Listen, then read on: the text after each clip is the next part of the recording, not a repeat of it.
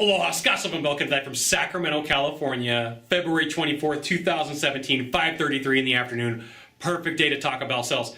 And one of the things that I wanted to talk to you about, and it's going to be an uncomfortable conversation, I'm just warning you, is there is an aspect of sales where you lose, right? There's an aspect of sales where I lose, there's an aspect of sales where the company loses, and part of being in sales is losing. And a lot of times I'll jump online, I'll jump in a forum, and I'll see somebody complaining, I spent a whole bunch of time, effort, and energy working with somebody only for them to not get back to me, okay? Newsflash, if you're in sales, that's going to happen a lot. And even to good salespeople that happens to. Good salespeople have cancellations, good salespeople have complaints, good salespeople have people lie to them. And so just look at what happens. If somebody lies to you, you could end up losing. If somebody cancels on you, you lost. If somebody goes with another company, you lost, right? If you put a whole bunch of time and effort onto a project and the people never get back to you, well, some of that was because you didn't work on them on figuring out what needed to be done. Some of it was because they were uncomfortable with telling you the truth, which rolls back to your sales process, which leads me to, if you're losing, right, that should be telling you, wait, time out, I'm losing, I'm losing. What do I need to do to fix this loss? What do I need? It's about taking the responsibility and saying, this is all on me. What do I got to do? So I'm going to give you a couple of tips. Anytime that I left a sales call, good or bad, win or lose, I would always make some notes. What did I do right? What did I do wrong? Where did I think I lost the sale? Okay? And the thing about sales is, if you get all the way to the end and here's the objection and you think you lost the sale here, nope. You probably lost the sale somewhere over in here, and that person, you just didn't catch it. You didn't have the conversation. You weren't willing to. You were uncomfortable. See, but you're willing to go out there and complain and say, I lost the sale to a whole bunch of people that you don't know, or to your friends, to your colleagues, to all the people all the people that you might love, right? But over here, you couldn't deal with the buyer because their objection, they said it over here, but they were really thinking it here. They were really thinking it here. They were really thinking it here, okay?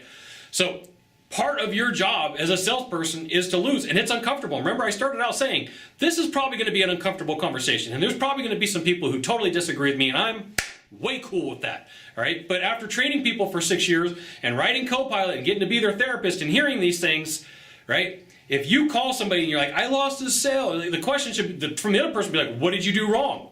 Right? And if there's a what did you do wrong and you could think of a reason or something you did wrong, there you go, something you did wrong. But I see a lot of times where they blame the other person. Well, the person didn't get back to me. I couldn't get a hold of them. They wouldn't call me. They wouldn't talk to me. For a lot of industries, you can go by and see the person, you can go by and talk to them, but everybody's got I got to call them on a phone, I got to send them an email, I got to send them a text message. Look, if you're going to get a sale, sometimes you've got to do the things that are uncomfortable, like have a conversation like we're having, right? So for you, you may have to physically go to them. And I get it, you may be in an industry where that can't be done, but think about a way that you could reach out and touch somebody, right? I had a really smart person tell me that somebody's always willing to accept a FedEx letter. Somebody's always willing to accept a FedEx letter. I'm pretty sure it was Kevin Hogan. I want to give credit where credit's due. Send them a FedEx letter, right? Who's not going to accept a real FedEx or UPS letter, that's got the name and the information on there? Send them something and say, hey, I just want to touch bases with you, see what's going on.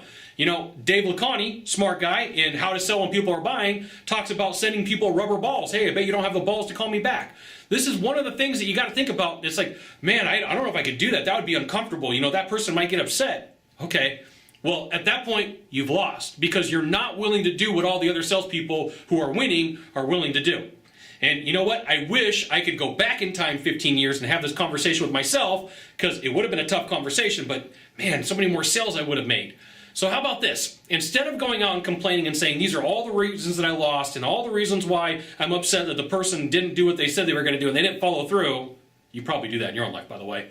How about figure out why it happened, and just instead of complaining to everybody and putting it up all over the internet or making phone calls and putting everybody in a text chain or complaining to whoever you can, right? You're yelling at the moon, hey, it's not my fault, not my fault.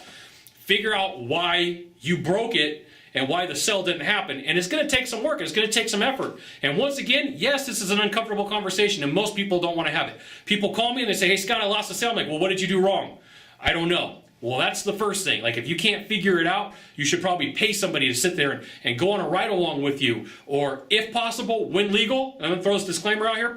Little star, some fireworks, and some flashes and stuff. When legal, record and have somebody else listen to it. And it could be that you're using a lot of filler words. It could be that whatever you're saying doesn't make sense. It could be that you thought you had a sale and you thought you had a close and it never happened. Okay? So, Sometimes salespeople lose a sale and they complain about it and they go all off the deep end and it's all their fault. Really got nothing else to say. So if you could do a small favor for me, in the box down below, leave a comment, question, or story. That'd be fantastic. To the right or to the left, there's a subscribe button. You know what you got to do. You got to subscribe. And then last of all, you can send it out to all your friends via StumbleUpon, Facebook, Twitter, Google+. Why not even LinkedIn? Scott Sylvan Bell, letting you know that salespeople do lose. We'll see you soon. Thanks for watching.